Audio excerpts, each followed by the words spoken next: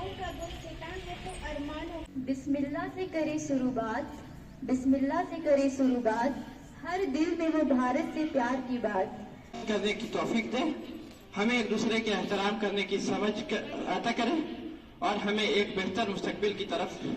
बहुत अलग अलग क्रियाएं हैं, भारत है वतन हमारा, हर भारतीय को ये है प्यारा। जज़ाकल्लाह। मैं समाना चाहूंगा, छोड़ो ये तख्तो ताज कुछ और ही करो, छोड़ो ये तख्तो ताज कुछ और ही करो, वीरा अगर है जिंदगी कोई दास्ता भरो। क्यों खो गए हो तुम इस दुनिया की भीड़ में, अब होश में आओ जिगर आजाद ही करो। जहां पाँव में पायल, हाथ में कंगन, हो माथे पे बिंदिया,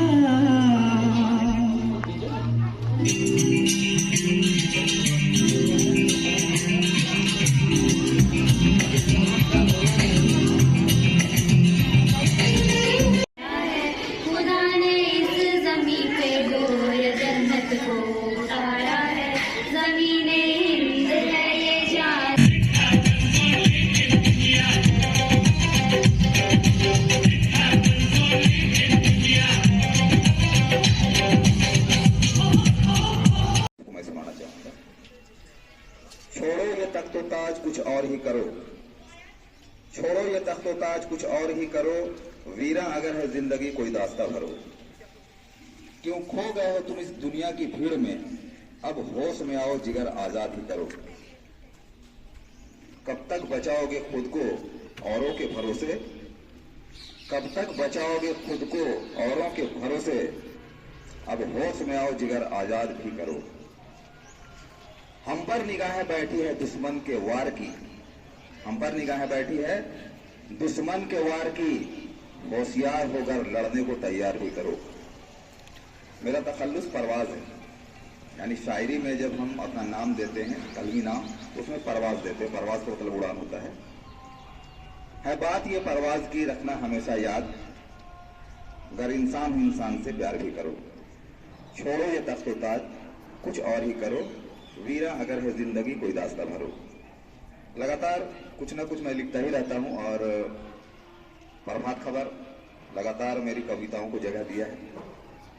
2008 में प्रभात खबर अपना पत्रिका विशेषांक निकाला था, तो उसमें इस कविता को जगह दिया था और लगातार कुछ ना कुछ मैं लिखता ही रहता हूं।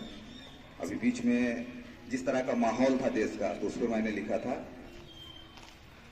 कहीं पे बढ़ती नफरत की दीवारें, कहीं पे बढ़ती नफरत की दीवारें, कहीं पे इंसान जिंदा जल रहा है, सच में देश बदल रहा है।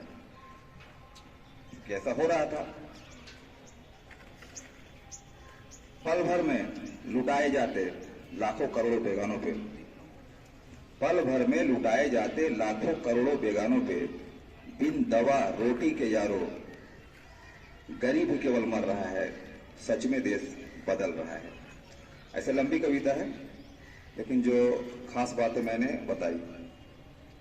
अब जाहिर सी बात है कि देश में जितने भी नागरिक हैं, जितने भी लोग बसते हैं, लगभग आज देश में 140 करोड़ की आबादी है और हम सभी उसी देश में सांस ले रहे हैं। तो हम सभी लोगों की एक जिम्मेदारी बनती है कि जहां तक हो हम अपने आप को भी उस लायक बनाएं कि हमसे लोगों को फायदा पहुंचे, समाज को फायदा पहुंचे, कौम को फायदा पहुंचे, देश को फायदा पहुंचे।